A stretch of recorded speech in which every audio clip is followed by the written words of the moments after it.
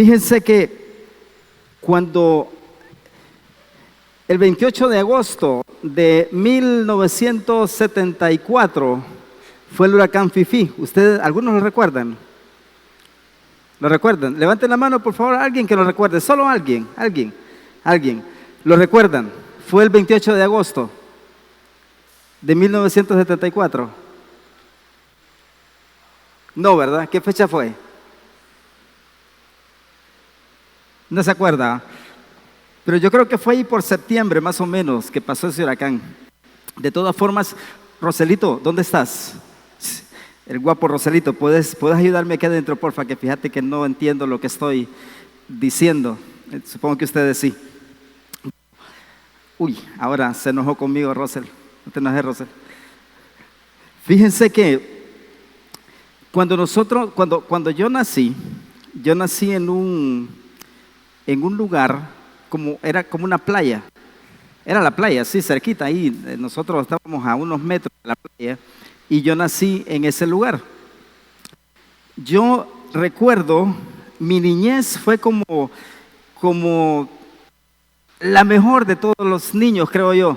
Ninguno de ustedes, estoy seguro, ha tenido una niñez como la que yo tuve. Nosotros éramos, cuatro hermanos, varones, de las mismas edades. Digamos, estábamos en la escuela, pero también estaban unas sobrinas de nosotros que eran dos, o sea, éramos 6 en el equipo. Nosotros íbamos a la escuela juntos y cuando íbamos a la escuela teníamos unas aventuras increíbles. Ustedes algún día a lo mejor vamos a tener chance de sentarnos a contar historias aquí alguna noche de esas que hagamos una velada por ahí, pero teníamos unas aventuras que una vez, recuerdo, nos tocó enfrentarnos con un grupo digamos, contrario que nos agarró a nosotros, toda la familia, ellos del otro lado del río, nosotros del otro lado, ellos con corozos y piedras, nosotros igual, estábamos defendiéndonos y fue una de las batallas que más recuerdo yo en mi niñez. El asunto es que cuando nosotros salíamos de la escuela, íbamos directo al río a bañar toda la tarde. Íbamos mi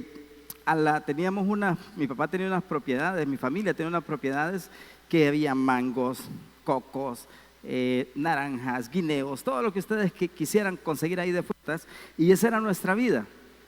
Eso era lo que mi familia había construido.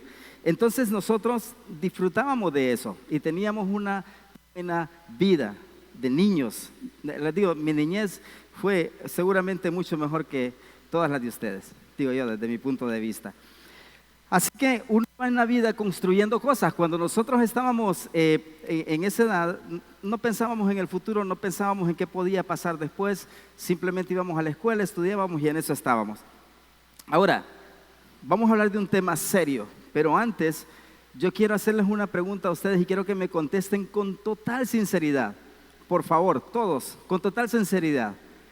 ¿Quiénes de ustedes, y por favor levanten la mano, sinceros, no tengan miedo, no tengan pena, ¿quiénes de ustedes tienen en sus móviles, en sus teléfonos, instalado Temu? Levanten la mano, por favor, quiero saber, por favor, sean sinceros, honestos. ¿Quiénes tienen Temu? Ok, ahora bajen. ¿Quiénes no tienen Temu instalados en sus teléfonos? Levanten la mano.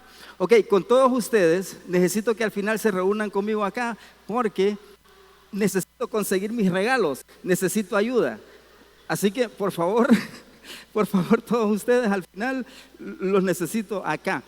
El asunto es que Temu ha hecho una increíble campaña de marketing en Honduras y Temu es como ese factor que todo el mundo quiere compartir, todo el mundo quiere, digo ya hasta evangelizar, discipular. Mandamos textos completos, miren, ayúdenme por favor, hagan esto, hagan aquí, hagan allá. Y estamos enseñando en Temu. Temu ha logrado crear un ejército de Temu compradores, Temu compartidores. Todos los días sin falta me llega una cuestión de esas, ayúdenme. Entonces, ya saben, al final los necesito ahí. Estas empresas van creando cosas y van dejando a su paso, digamos, legados. Por ejemplo, Amazon, Apple, Coca-Cola, ¿cuántos años tiene de estar ahí? Y van creando cosas, van creando productos y van haciendo que las generaciones les sigan comprando y las sigan usando. Van dejando eso que se llama un legado, una sombra detrás de ellos. Y nosotros hemos estado hablando estas 3 semanas acerca de las familias que trascienden, familias que dejan huella. Y hablamos, la semana pasada recuerdo que Marcelo estuvo hablando de los hijos, Hoy vamos a hablar acerca del legado. ¿Qué es un legado? Y es esa sombra que nosotros vamos dejando detrás. Así que quiero pedirles que oremos, quiero pedirles que nos concentremos y que estudiemos un rato este tema de cómo ser una familia que deja un legado. Por favor, inclinen sus rostros, vamos a orar. Señor, gracias por este día que nos has dado. Gracias por tu amor, gracias por tu misericordia. Te ruego que nos enseñes esta noche, que nos cuentes algo que nosotros podamos llevar a nuestras vidas y que podamos trascender, Señor, a través del tiempo, a través de incluso los años después de que nosotros hayamos partido de este mundo, podamos aún tener personas que han sido marcadas por nosotros, Señor. Te ruego que nos hables y que nos enseñes. En el nombre de tu Hijo Jesucristo. Amén.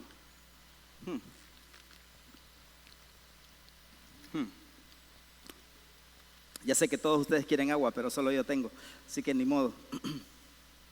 Saben, cuando el pueblo de Israel, estaba en Egipto, vino Dios y dijo a Moisés: Moisés, yo necesito que saques mi pueblo. Y ahí comienza la historia. Esta gente anduvo 40 años en el desierto. Anduvieron rondando, buscando hasta donde Dios los iba a llevar a la tierra prometida. Resulta que luego de 40 años, cuando ya estaban a punto de llegar, Moisés, quien los había sacado, tuvo un, digamos, pequeño problemita. Dios le dijo a Moisés: Moisés, necesito que toques esta piedra que está ahí, donde Dios le puso. Esta piedra la toques con tu cayado, la vara que él andaba, para que pueda dar agua, para que ustedes puedan beber. Pero resulta que la gente andaba detrás de Moisés. Imagínense ustedes todos revueltos: Moisés aquí, Moisés, Moisés, no sé qué, todos hablando y murmurando. Y entonces Moisés se molestó, se enojó y le dio a la piedra, pero con cólera. Le pegó fuerte. Entonces Moisés, claro, el agua salió, el pueblo se tranquilizó, tomó agua, pero Moisés tuvo su castigo.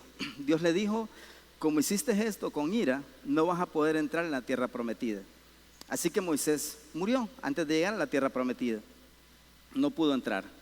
Quien sí entró en la tierra prometida fue Josué, ya liderando el pueblo de Israel. Josué, recuerdan ustedes, hay un versículo en el libro de Josué, muchos lo sabemos, capítulo 1, versículo creo que es 9, dice: mira que te mando que te esfuerces y que seas valiente. Y entonces Josué comienza su liderazgo con el pueblo de Israel.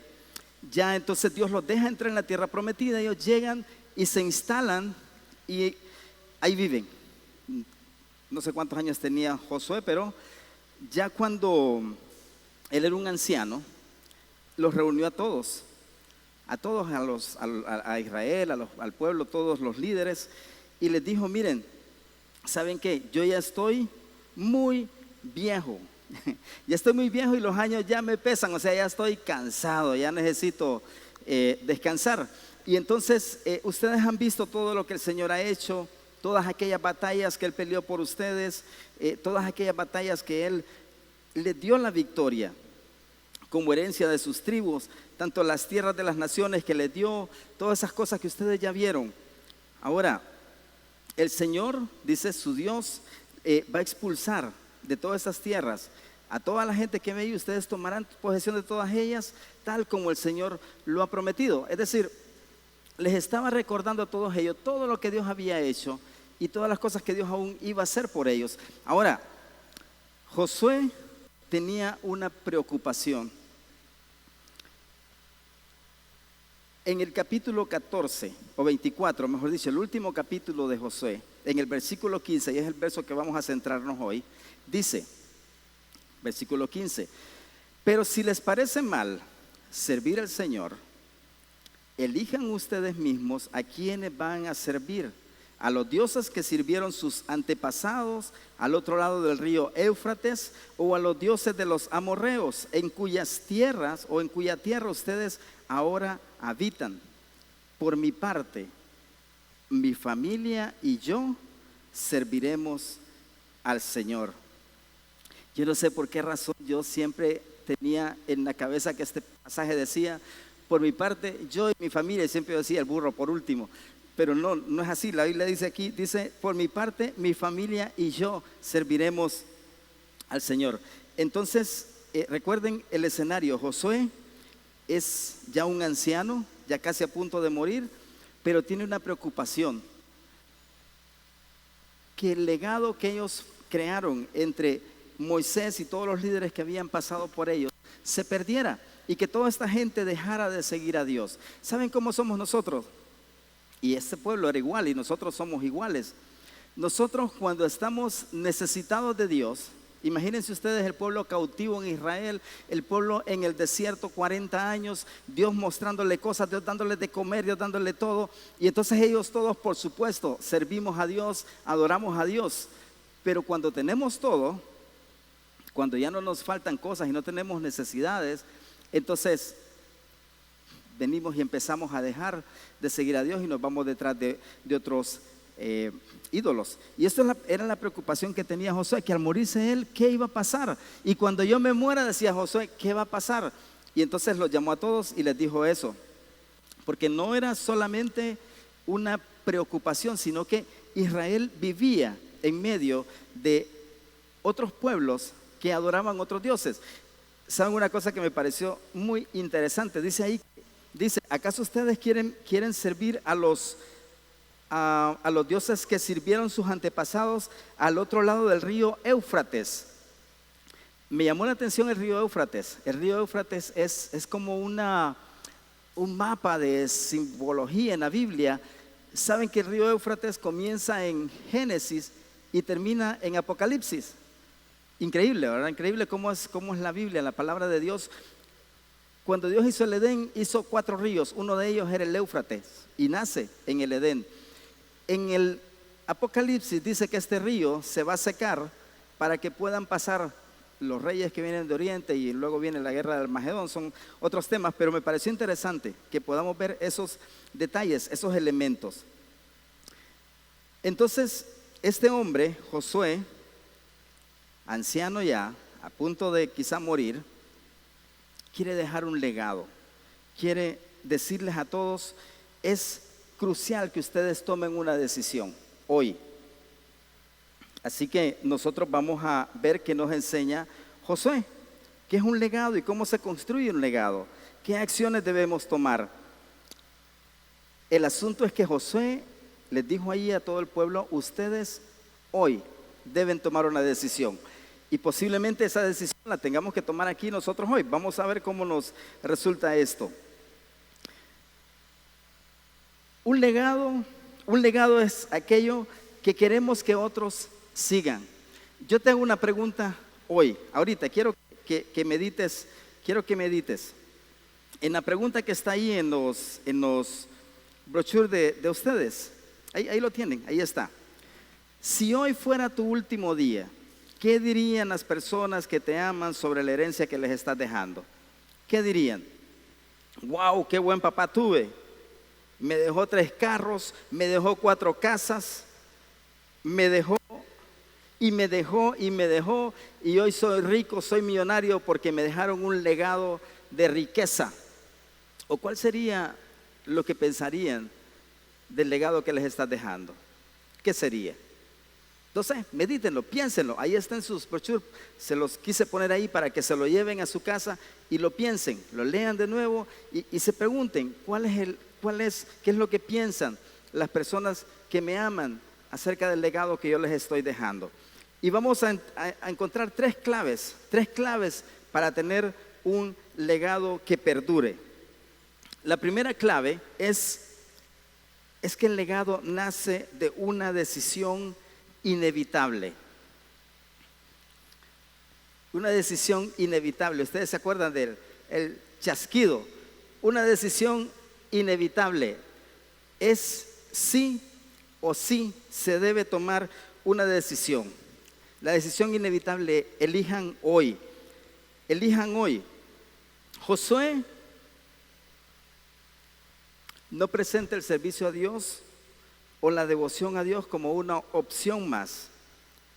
Lo presenta como una elección que no puedes evitar. No puedes. El decidir no ya es una decisión. Si no quieres servir a Dios, ya es una decisión. ¿Les parece si repasamos el pasaje? Si podemos leerlo de nuevo para que lo tengamos fresquito. Dice: pero si les parece mal al servir al Señor, si les parece mal servir al Señor, elijan ustedes mismos a quienes van a servir, a los dioses que sirvieron sus antepasados al otro lado del río Éufrates, o a los dioses de los amorreos, en cuya tierra ustedes ahora habitan. Por mi parte, yo, mejor dicho, mi familia y yo serviremos al Señor. Así que la primera clave es que el legado nace de una decisión inevitable. Elijan hoy, elijan hoy. ¿Saben cuáles eran las opciones que tenían y que nosotros tenemos hoy sobre la mesa? Primero, los dioses del pasado, los que estaban a la orilla del río Éufrates. Esos dioses representan para nosotros hoy a lo mejor tradiciones vacías, cosas que nos arrastramos nosotros por costumbre. Fíjense que les voy a contar algo que yo hacía mucho y me parece que era una buena costumbre, pero también me parece que era un asunto muchas veces vacío. Yo, cada vez que entraba al bañarme, a la ducha, yo tenía que orar antes y decía cosas como, bueno, que esta agua que caiga bien y que no sé qué, y que me bendiga y todo así, cosas. Cuando uno va a tomar sus alimentos, Señor, te pedimos que bendiga estos alimentos, y la misma oración todo el tiempo. Termina siendo como una costumbre, como una cuestión que venimos arrastrando porque nos enseñaban eso. Una costumbre que nos decían mucho. Bueno, de hecho nosotros cuando llegábamos donde la abuela, donde la mamá, donde el papá, uno decía bendición abuela, bendición papá, y que Dios te bendiga, mijo, era así. Y no son cosas a lo mejor malas, pero habían otras cositas, como por ejemplo, decía la abuela: hijo, vaya por el camino y cuando usted llegue a la casa, enciende una velita.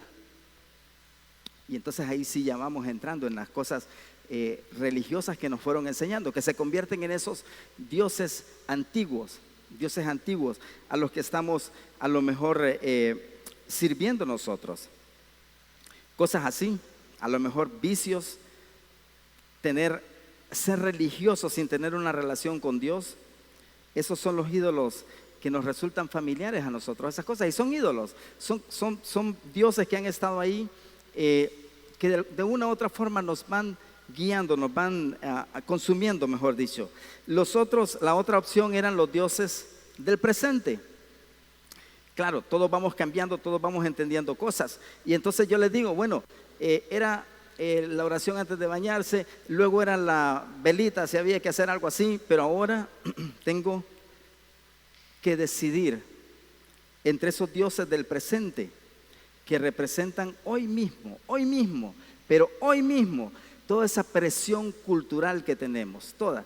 Saben que estaba escuchando una noticia, no sé si es verdad, no, ahora es difícil saber si una noticia es real, si es falsa, si es construida con inteligencia artificial, si es una persona real, pero estaba escuchando una información que en el Congreso quieren aprobar unos protocolos para protección a la niñez, que lo que significa es que cada niño que nazca va a tener su derecho absoluto sin que el padre interfiera entre lo que quiere ser o no quiere hacer, si quiere ser niño o quiere ser niña, todo ese tipo de cosas que son del diablo, presión cultural, esas cosas que son así hoy. Entonces, se vuelven ídolos, cosas pequeñitas como el Real Madrid, como el Barcelona, como el Vida, como el Victoria, cositas así. ¿Saben una cosa que para nosotros que casi cada fin de semana estamos aquí cantando, tocando música? ¿Saben que uno de los peligros que corremos es precisamente eso?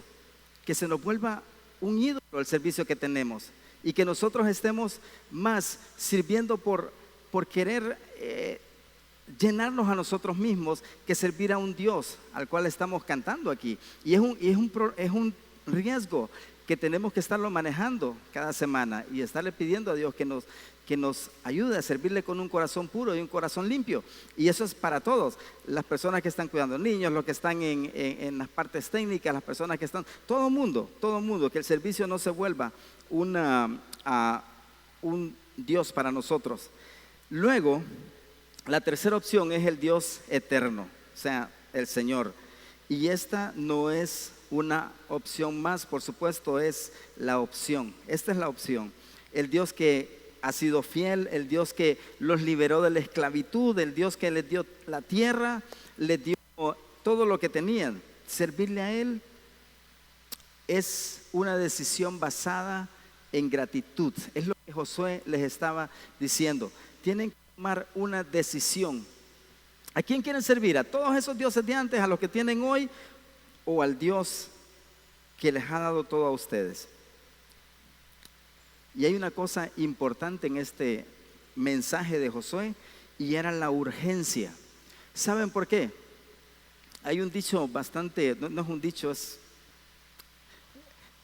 una frase que yo he escuchado mucho y que la comparto bastante. Dice que el que no está creciendo está decreciendo. Es decir, si algo no está avanzando, simplemente se está quedando estancada y significa que está retrocediendo. Entonces, si nosotros no elegimos hoy con esa urgencia, a lo mejor tu legado no va a trascender. No podés crear o construir un futuro de fe sobre las indecisiones del presente. No podés construir un futuro de fe basado en indecisiones del presente. Si vas a decidir, tiene que ser hoy.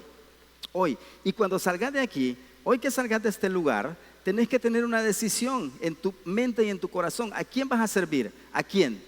Ahí están esas opciones que dijimos, pero por supuesto, la única opción es servir a Dios. Y una segunda clave es que el legado se cimienta con un ejemplo personal. Se cimienta ahí. Es decir, dijo Josué, por mi parte, o sea, yo, por mi parte, mi familia y yo vamos a servir a Jehová. Entonces, antes de incluir a tu familia, antes de incluir a la gente que está a tu alrededor, Josué se pone al frente. Así que el liderazgo y el legado comienzan ¿con quién? Con yo. No, se dice así, se dice conmigo, pero comienza con un yo. Yo me pongo al frente, yo. Y entonces hay unas cosas que uno tiene que tomar en consideración cuando va a querer hacer un legado, a formar un legado a través del liderazgo. El liderazgo debe ser por convicción, no por imposición. Fíjense que yo fui líder de ministerio de música cuando tenía 16 años, sí, 16 años. Yo recuerdo que estábamos ahí, la banda estaba un poco a la deriva, y entonces uno de los pastores, Dagoberto, en aquel momento me dijo: necesito que te encargues del ministerio de música, de la banda. Y para mí fue como que me tiraron una piedra encima. Yo soy, la mayoría de ustedes me conoce y se los confieso a todos acá, para mí el liderazgo es muy, muy atrás. Es decir, estar aquí enfrente para mí es, pregunten a los que me vieron al principio, vengo con dolor de estómago, me duelen las rodillas, me duele todo, porque el escenario no es no es lo mío, no es lo mío, pero siempre pensé de esta manera: si hay necesidad en algún lugar, yo voy y sirvo. Si hay necesidad de venir y pararse aquí a cantar, yo vengo y canto. Si hay necesidad de pararse aquí y hablar, yo hablo, yo lo hago. Si hay necesidad de que tenga que liderar un grupo de crecimiento, lo hago, está bien, no hay ningún problema. No es lo que me gusta hacer, pero lo hago porque hay que servir. Entonces, antes que nada, yo no puedo en aras, es decir, en el deseo de venir y crear un legado con ustedes, a imponerles cosas. Entonces, por eso es que mi ejemplo, tu ejemplo es importante cuando hablamos de un legado, porque la gente nos va a seguir lo que nosotros hacemos, sea bueno, sea malo, lo va a hacer. En el caso de los hijos, lo hacen así, la mayoría, sea bueno o sea malo. Entonces, hay que servir al Señor, les dice él, y yo he decidido hacerlo. Primeramente, yo he decidido hacerlo. Mírenme a mí, mi decisión está tomada. No podemos pedir a otros como nuestros, en el caso de los que tienen hijos, tenemos hijos, en el caso de los jóvenes que están liderando, en el caso de cualquiera de ustedes que quiera hacer, que quiera dejar un legado, no puede ponerse a exigir a los demás sin antes comprometerse. Debe tener un nivel de compromiso y uno que estemos dispuestos a vivir. La siguiente consideración en este punto es que debemos asumir la responsabilidad. Claro, yo por mi parte, dice Josué, y entonces eliminamos todas las excusas. Ya no hay excusas. Yo por mi parte, no es culpa del otro, no es la rebeldía del pueblo, no son las dificultades, no es el gobierno. La decisión es personal y aparte es intransferible. Yo por mi parte, y pongo el ejemplo, yo sirvo a Dios. Una de las experiencias que tuvimos hace algunos años acá en la iglesia he estado bastante tiempo de mi vida involucrado con la música, las artes en la iglesia, ese tipo de cosas, obras que hemos hecho, cuestiones así. Y entonces hacíamos unos conciertos acá y a veces practicábamos domingo desde las 8 de la mañana hasta las 4 o 5 de la tarde. Yo no hacía nada en la banda, yo era solo el que les decía: hay práctica y hay que ir a practicar. Pero yo no podía decirles a ellos: vayan y practiquen, y yo en mi casa viendo tele, yo en mi casa no sé qué. Entonces yo estaba aquí todo el día, desde las 8 de la mañana hasta las 4 de la tarde o a la hora que habría que salir. ¿Qué? Porque la responsabilidad era mía de poner el ejemplo. ¿Que quiero ir al cine? No podés porque hay práctica. Ah, pero vos sí. No, tampoco, yo tampoco, tengo que estar en práctica.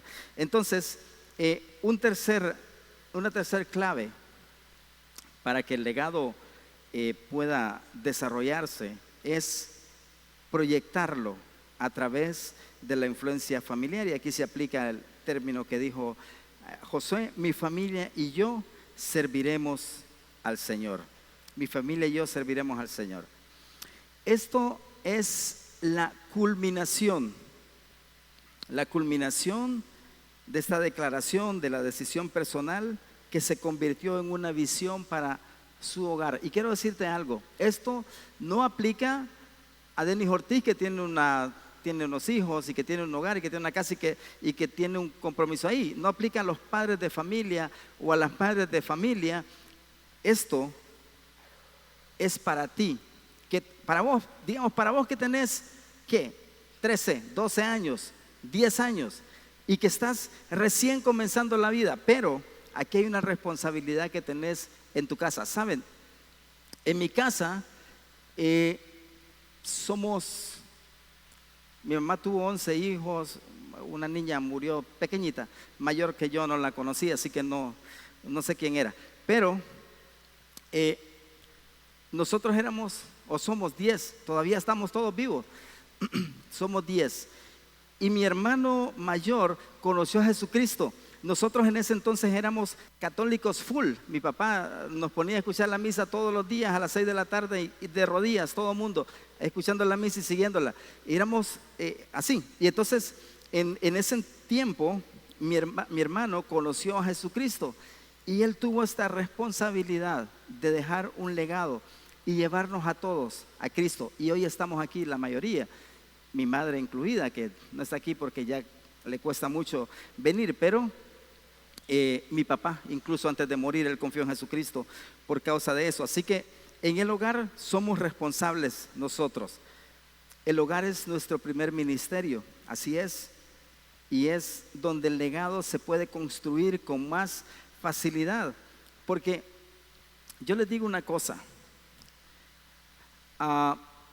uno se para aquí, nosotros vemos y son cosas que van ocurriendo en la vida. Yo puedo decirles hoy, con limpia conciencia, que yo me multipliqué en la iglesia. Primero, yo recuerdo, era técnico, yo andaba haciendo cables, recogiendo todo, ya se me olvidó cómo funciona todo esto, pero yo era el que hacía todo eso, yo daba toda esa cuestión ahí. En cuanto Alejandro pudo entrar ahí, Alejandro era técnico.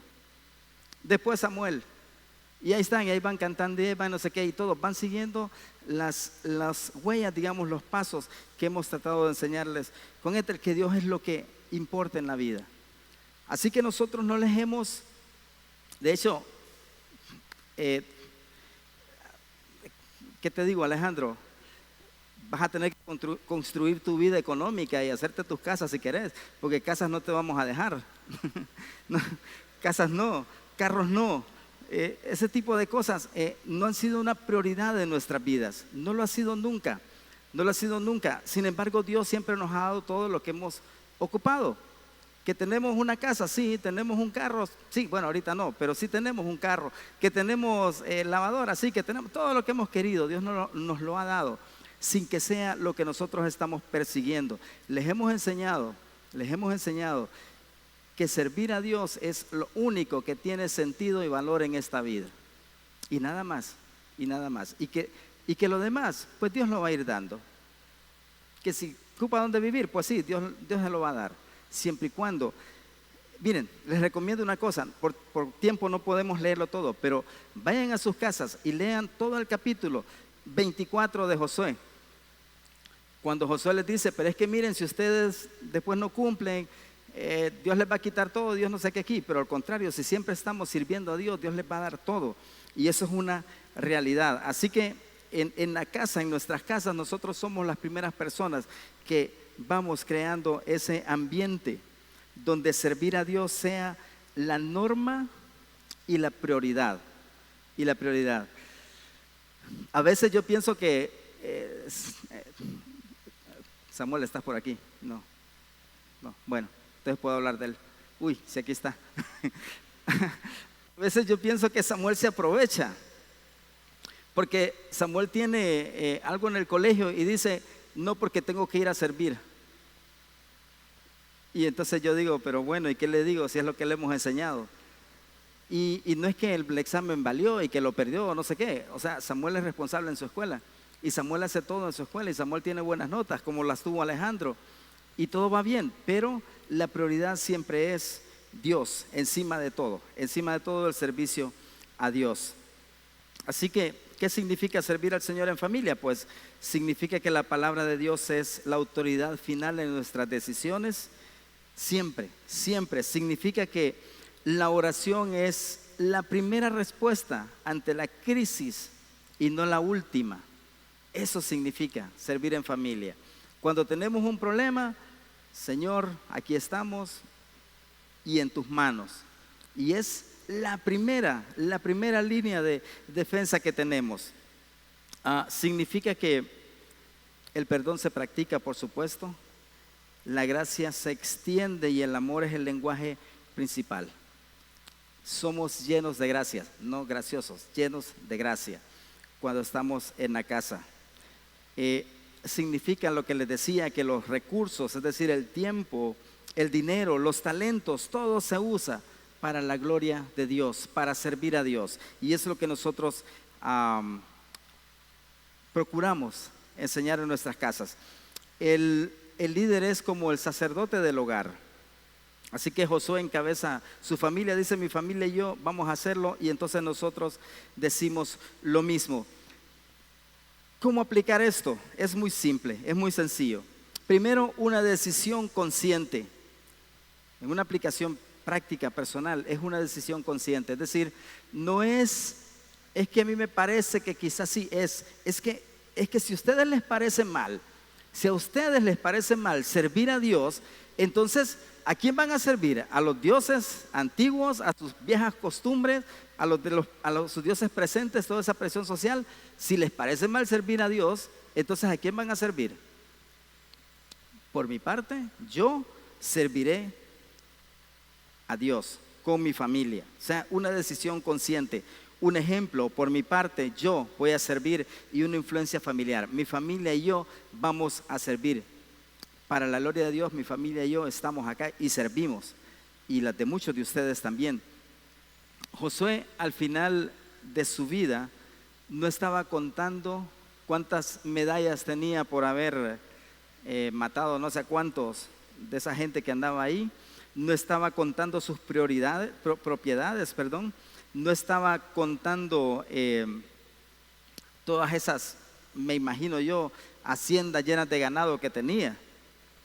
Su mayor preocupación era la fidelidad de la siguiente generación para con Dios. Esa era su preocupación cuando Josué estaba a punto de morir. Él sabía que la tierra prometida no serviría de nada si perdían al Dios que se las dio. Y esa es una frase interesantísima. Todo lo que nosotros podamos tener no sirve de nada si no tenemos al Dios que nos ha dado todo. La misma lección está para ti hoy. Si te parece mal servir al Señor, entonces escoge. No lo digo yo, lo dice la Biblia. Lo dice la Biblia. Cada día tenemos que estar nosotros frente a esa decisión. Quiero que recuerdes esto siempre. Si solo esto puedes recordar de todo el montón de cosas que he hablado, a veces hablamos mucho aquí, pero digo yo, si solo esto puedes recordarlo. Al final de tu vida, la pregunta más importante no será qué herencia material dejas para tu familia, sino qué legado de fe dejas en tu familia. Es decir, tu verdadero legado no es lo que dejas para tu gente, no es el carro, la casa, lo que sea, sino lo que dejas en tu gente. Ese es el verdadero legado. No lo que dejas para tu gente, sino lo que dejas en tu gente. Josué no le dejó solo la tierra, les dejó una decisión. Les dijo, mi familia y yo serviremos al Señor. Esa es la única decisión o herencia que perdura para siempre. Y el pueblo respondió, eso no pasará jamás. Nosotros no abandonaremos al Señor por servir a otros dioses. Fue la respuesta del pueblo. ¿Cuál es tu respuesta hoy? ¿Cuál es tu respuesta? ¿Y cuál es el legado que estás construyendo? Ojalá y sea servir a Dios. Y ojalá que esa sea tu decisión hoy. Señor, gracias porque tú nos das esa incluso libertad de escoger si te servimos a ti. Y por supuesto sabemos que servirte a ti es el mejor camino. Sabemos que no hay mejor elección y que tú eres la única elección. Te pido que todos acá podamos andar por ese camino, Señor, de servirte a ti, Señor, de buscarte a ti y de adorarte a ti, y que nuestra vida por completo, nuestros recursos, nuestro tiempo y nuestro dinero sea para glorificarte a ti y servirte a ti, Señor. En el nombre de tu Hijo Jesucristo. Amén.